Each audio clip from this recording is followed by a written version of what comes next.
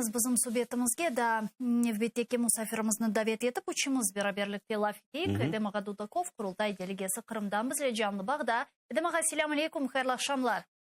Aleyküm selam, xayrli akşamlar. Edemaga Qrimdan bu yuz bergen so'nggi hadislar nasıl ko'rinadi? Qrimga to'pladar geldirminde bir eski texnikalarının Kafkas armiyasını koydular. Bütün Bahçılar'ın etraflarında var. İçinde böyle mobil ordusu da var elbette ama çoğusu bu dükkanlarımıza düşüyorlar.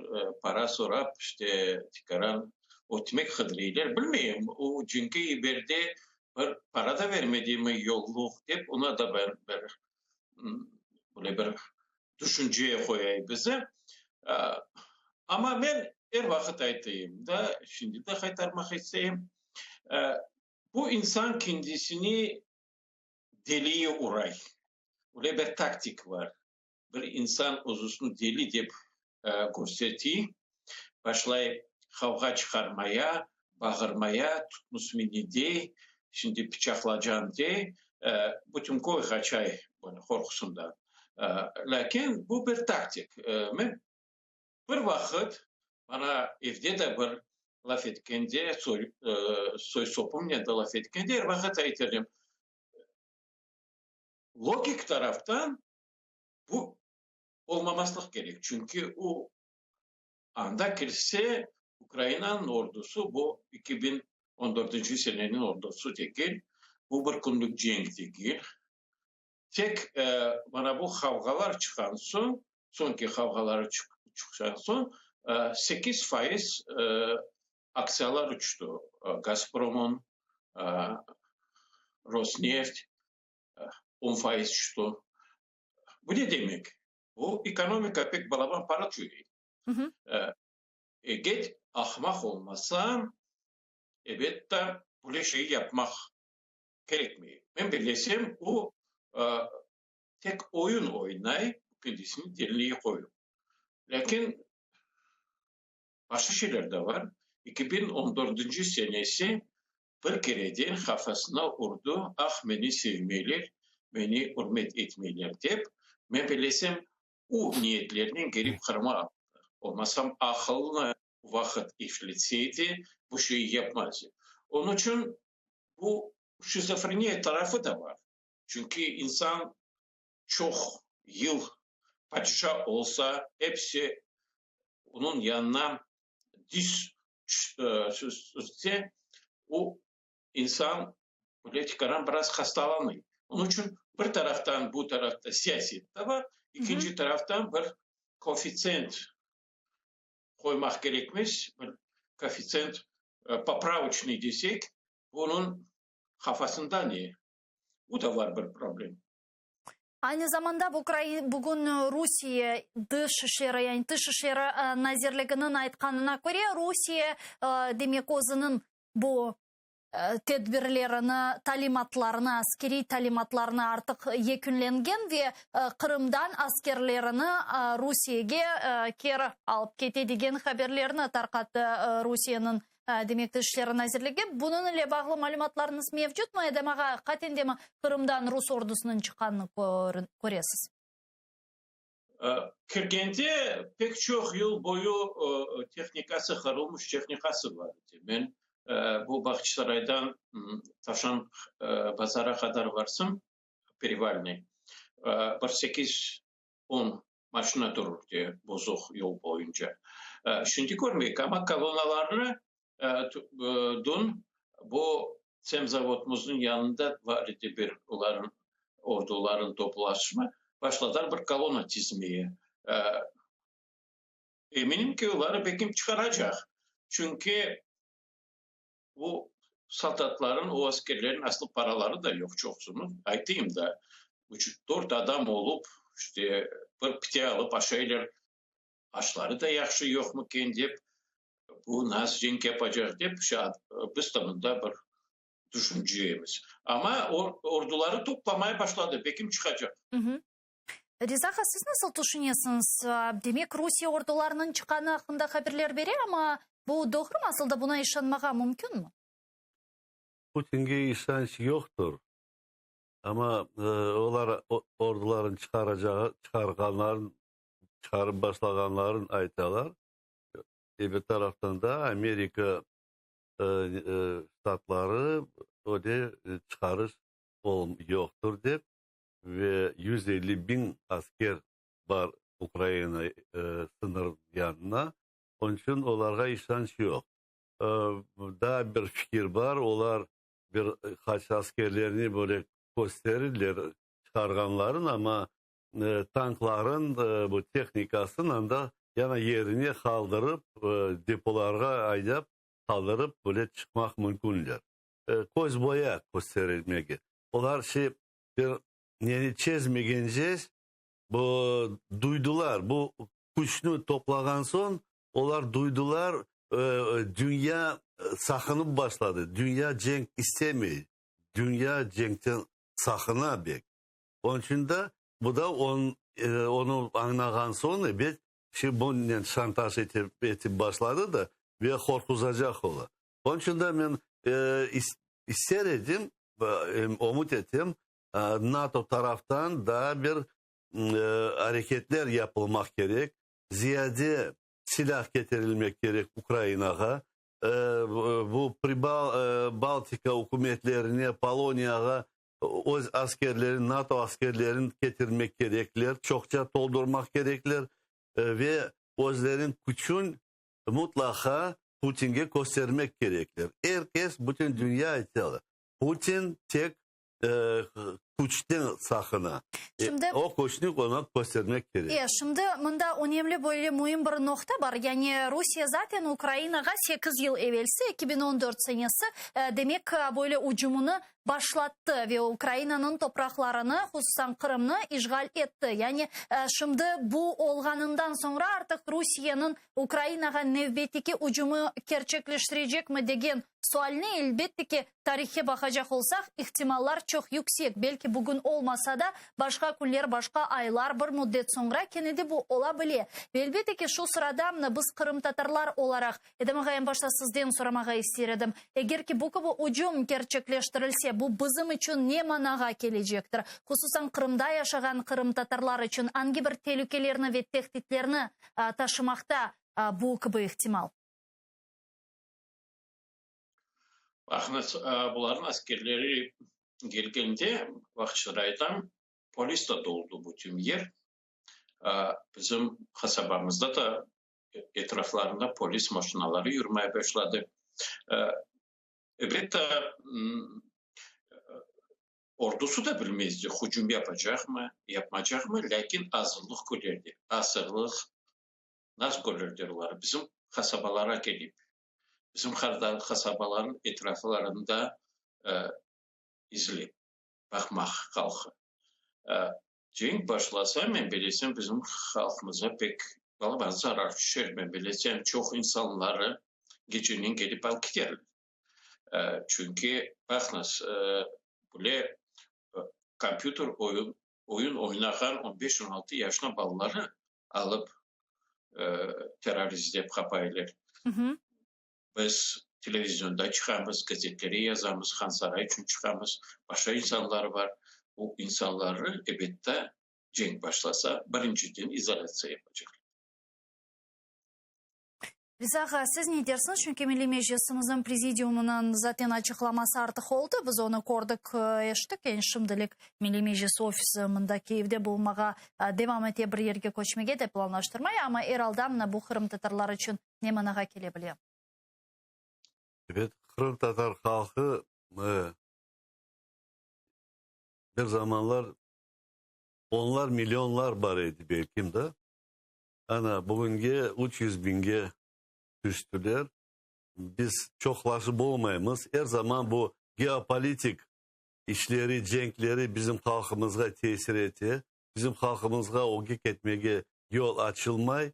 Ki endi bu zamanda da böyle bir cenk başlasa Kırım'da evet bizim halkımız en büyük belki zayıflık göreceği bizim halkımızdır. Bizim halkımız böyle kompakt nelerde yaşaylar. Ahmedcik etrafına Başsaray değilsin mi Bütün Kırım boyunca. Eğer onlar bizim halkımızga ama Rusya'dan her zaman onu umut etemiz. Zarar getirecek olsalar onlara bir şey değil bizim kampak bu yaşayan halkımız toplantılarına böyle ucumlar yapmaya.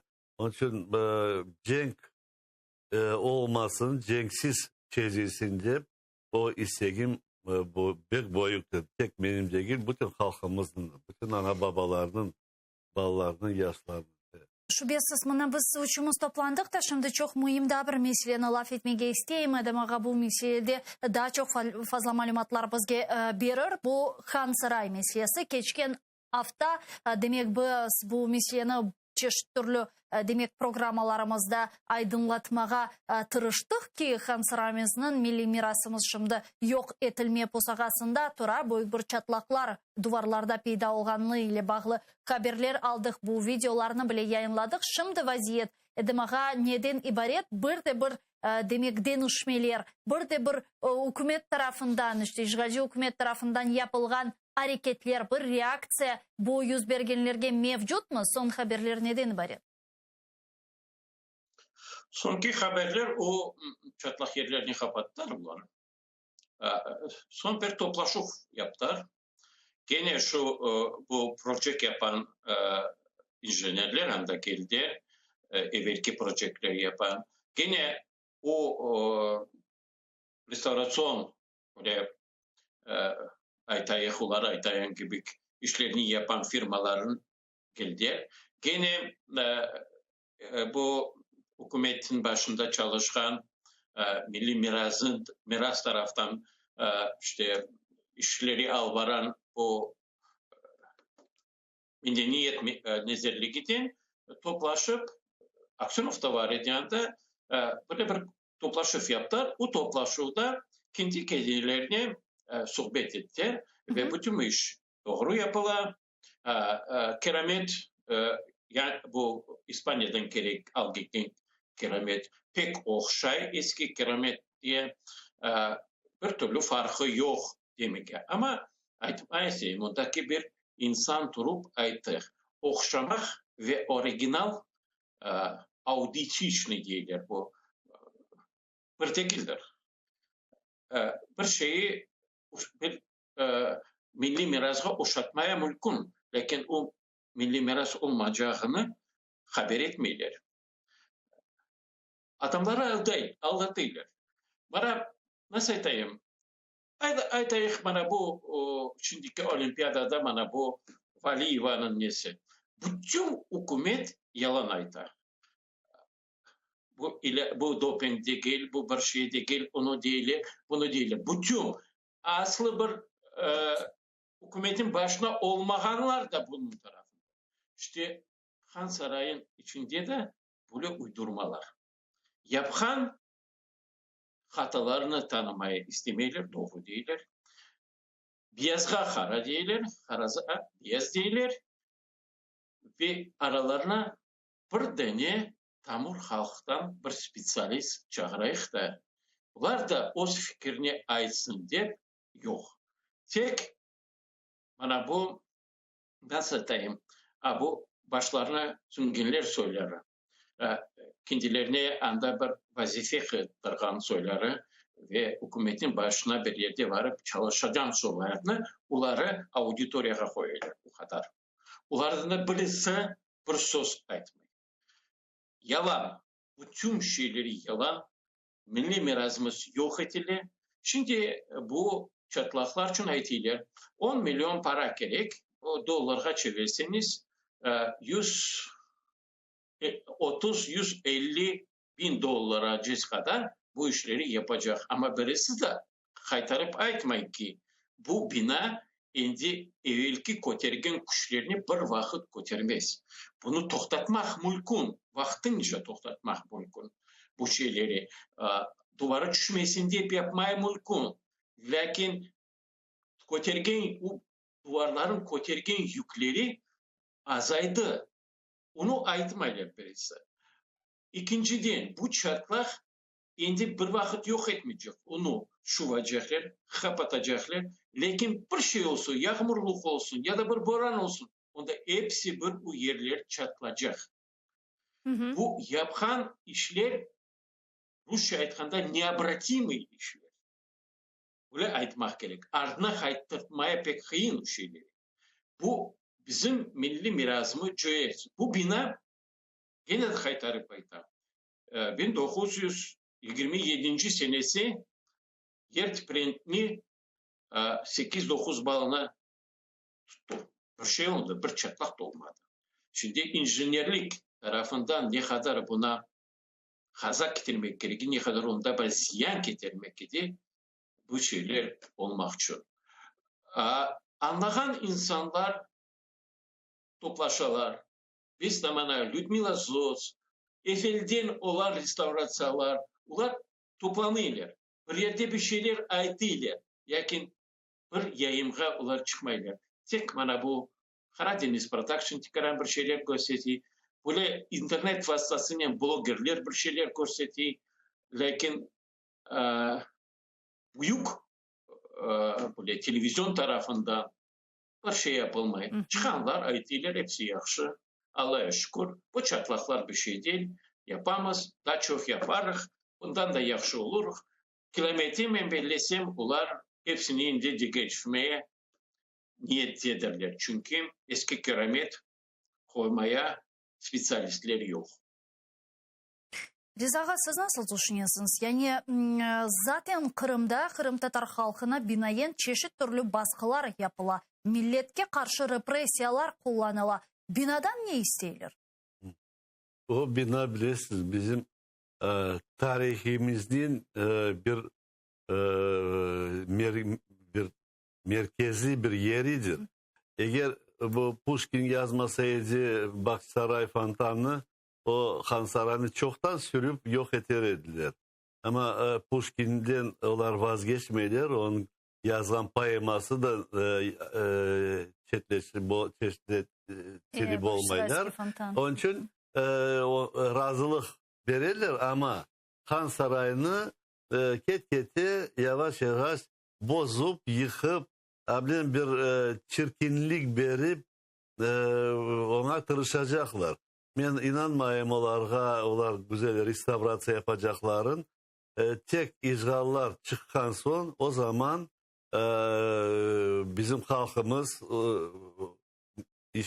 beraber Ukrayna hükümeti mümkün anda normal restorasyon işleri yapmaya da bir ne yapacak olan 11 seneleri gelgeneydi bir adam degeneydi anda Han Saray tübüne bir ne sanki bir altınlar komulgen var kanlarının Çingiz kanlarının bilmem. Ana olarını biz ben yerin gösteririm tam çıkarayık deyip böyle bir fikir vergeneydi. Biz Mustafa getirdim onu konuştuk dedik yok bizge o şey gereği yok.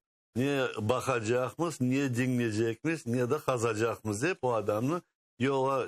Şimdi belki de böyle adamlar çıksa belki de o Han Sarayı'nın çubuğunu onlar çubuğun aşağıdan bir şeyle kıdırmak mümkünler. Böyle başladılar Asad gibi oturup başlama bu binalar. Öyle şeyler de aklıma geldi. Aslında meraklı demek siz buna ne dersiniz? Çünkü buna bakacak olsak tarihlerin hakikaten demek kanlarının bulunganı demek odaların yanında daim böyle hazine odaları da yanında var idi ya da mağazlar olganı hakkında tarih yaza. Hakikaten de böyle ihtimal olabilir mi? Yani Bahçesaray'da Han Saray yerleşken bölgede ya da 40 yer olgan bölgede demek böyle hazine yeri saklanılması hala da bulunması ihtimali var mı?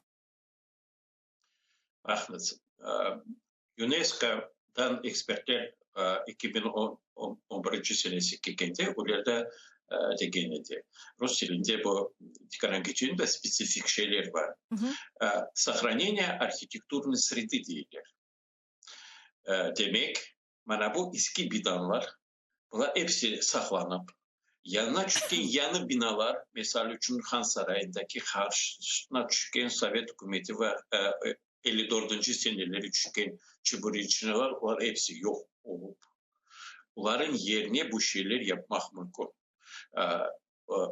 Misal için Ankara'ya varsanız kale içinde oluyor.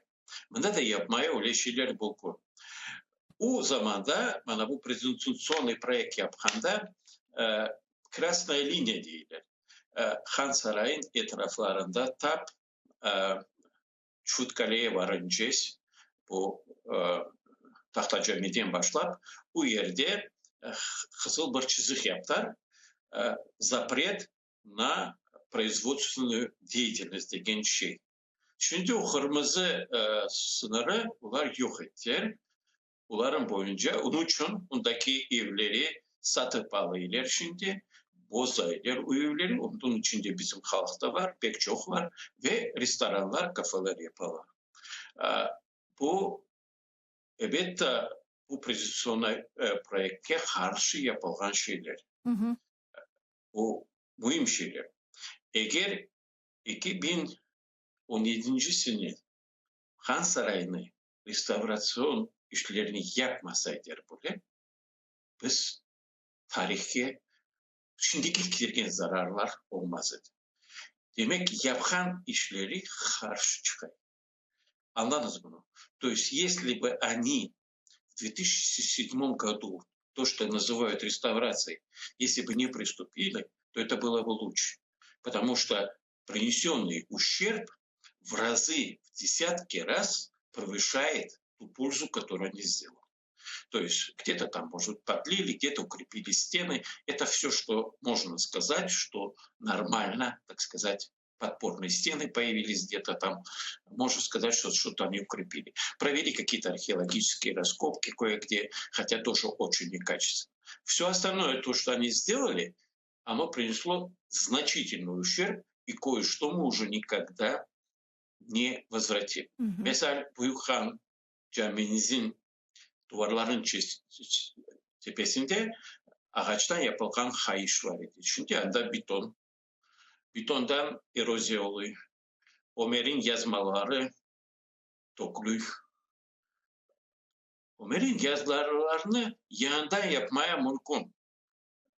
Şimdi var değil, biz restorasyon yapacağız. Giocondo'yu da yanından yapmaya mümkün. Eskisini yakıp yanı yapmaya mümkün. Lakin o tanılacak mı milli miras diye. Bana bunu anlatmayı isteyeyim halkımıza. Ve bu yalan aytkan hükümeti işanmasın. Yapan işleri bizim milli mirasımızı silmek ve UNESCO'nun cetvelini kirsetmemek maksadına yapılır. Büyükten büyük teşekkürler size. Çok sağ olun Sademağa bizle bağlanıp suallarımızga cevap bergeniz ve bu problemlerini açıklağınız için. Kurultay delegesi ve Milli Hareket iştirakçısı Edemağa Dudakov bizle canlı bağdaydı. Biz ağa ne dersiniz? Aslında yapabilecek hareketlerimiz şimdi elbette ki informasyon cihetten destekten gayrı. Demek ne olabilir? Yani biz elimizden gelgence bunlarını açıklayınız yayınlarımızda ama bu korunak yeterli değil. Evet, yana da bakıp oturacağımız da bizler Kırım Tatar halkı niye yapıp olur? Biz tek bekleyecek biz bu geopolitik oyunları, bunlar boyuk oyun başladı Kırım etrafına. Bilirsiniz yazık ki bu bizim vatanımız öyle bir ortağa kala şimdi Birinci Dünya Savaşı, İkinci Dünya Savaşı, her şey üçüncü de aman aman olur olmaz yana Kırım etrafından başlar. Ama da yana da bir işancı var. Kırım'dan bunlar başlayıp bu Kırım'ın da bitirilir de bizim halkımızga da bir yollar açılır. Bizge de bir Allah inşallah bir yardım etip halkımızga, öz vatanımızga bir yol açılacaktır. Buna yakında ben baktım bu Sobchak 60 minut bu neydi? Rusya programında. Sabrınıza maşallah. Ben bakmam. Bakarsın her kimle bakmak gerek. O da mesela etti. Sizin fikriniz referandumlu diye de Rusya'ya bakacak mı? Ukrayna'ya bakacak mı? Yanında Kırım Tatar halkı da var deyip onu böyle açıklağını aytkanı mesela Ruslarda o lafını aytmadı. Kırım Tatar halkı da var deyip. Bu Sobchak bunu aytdı. Onunla beğenmesim bu lafın beğendim. Ortağa koydu. Kırım'ın için Kırım Tatar, tamurlu Kırım Tatar halkı çizmek gerek. Hem ne kadar böyle keskinlense ki bu Kırım etrafına bu güçler o kadar da yana bir nereye karar kıdırıp tapacaktırlar. Çözülmesi Kırım Tatar halkının yolun açıp Kırım Tatar halkına bir hükümet verip Kırım Tatar halkı anda hükümet kurup başlayıp demokratik, silahsız, militarizasız, ordusuz böyle demokratik bir hükümeti kurmak için dünya özü ona gelir. Yani öyle bir sual işancım var. Mında aslında sual bakınız biz anlayımız. Mında sual asıl da dünyanın kelip geleceğinde değil ki hepsi imparatorluklar bir vakit dağılgan edi ve Rusya imparatorluğunun da dağılacağına yani bunu herkes biliyor. Mında sual ne vakit? Yani bu ne vakit olacak? Bu halkara degenimiz konjunktura ne vakit bizlerge uyacak? Çünkü tarih için 100 yıl, 200 yıl bir şey olmasa da Kırım Tatar halkı yani işgal altında bulungan Kırım Tatar halkı için bu çok büyük bir müddet. Çünkü bugün artık 8 yıl geçkenine bakmadan tarih için 8 yıl bu hiçbir şey değil. Ama bu 8 yıl içerisinde bizge çok ciddi darbeler uruldu işgalciler tarafından. Yani elbette ki belki de bu halkara konjunktura uyganını beklemege bu da doğru böyle bir pozisiyadır ama bence değil. Çünkü bu yani bizlerini daha da uzaklaştırar Kırım'dan biz aksine bunu yakınlaştırmak için hareketler yapmalıyız galiba. Ben öyle görüyorum. Doğru aytasınız bakın. Bu İşte bu yakınlaştırmak için hangi bir hareketlerini yapmak gerek, oturup beklemek yerine. Evet. Bu orduları kirmeyecek, bunun etrafına laf getir bütün dünyada ama Kırım az bir şey yana bu Kırım lafı çette kalgan gibi kolay. Onu bekletem de. O Rusya'ya gerek. Bütün hareketleri Rusya'nın Kırım'ını unutsalar o Donbass'ını da kaytaracak ve birkaç yıllar tınıp oturacaktır diye düşünüyorum. Tek bir razı olsalar Kırım Rusya'nın olsun diye sanksiyalarını onun için koymayacaklar diye bu tırışa. Bizler ne yapayız? Bizde Ukrayna'da bu Kırım platforması var. Bu Kırım platformasını açık canlaştırmak gerek. Evet vaktler yetişmeyecek. Hükümet, prezident, herkes bu cenk etrafına çalışsalar ama Kırım platforması işleri o da bu kureşin bir parçasıdır. Bir tesirli bir küçüdür onu.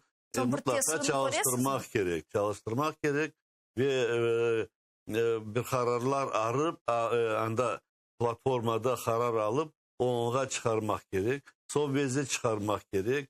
Sovyet'e bu Budapest memorandumu bakılmasın çıkarmaya gerekler de bakılgay mına Putin de mına dün Belgrad'ını sanki mına böyle raket ucum yaptı NATO deyip onu közlerini taşladı. Ya toktan ya o'zim Grozny Çeçen halkının aman yarısın kırıp Grozny'ni yerine doğurtup bir bina kalmagan edende ya onu unuttun mu ki Belgrad'ın anda genotsiden kurtaracak olup bir iki ucumlar yapkan edilir.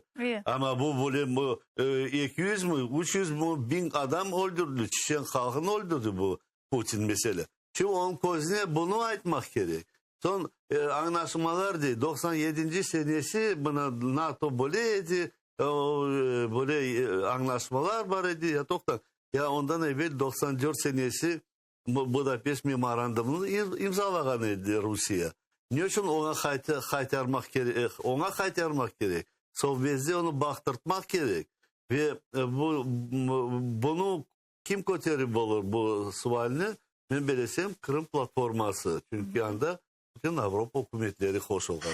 Yani takip edecekmiz Kırım platformasını. Umutlar çok edi. Бар olmağa da devam etti. O sebepten takip edecekmiz yapılgan faaliyetlerine. Büyükten teşekkürler Rizaga. Stüdyamıza gelip sorularımızga cevap bergeniz için ve kıymetli fikirlerinizden paylaşkanız için.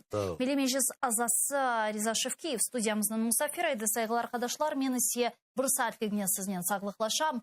Küçük bir teneffüsten sonra bu stüdyada meslektaşım Ayder Mujdabayev sizlerine selamlayacak. Sonra bu stüdyada bir saatten koruş genci.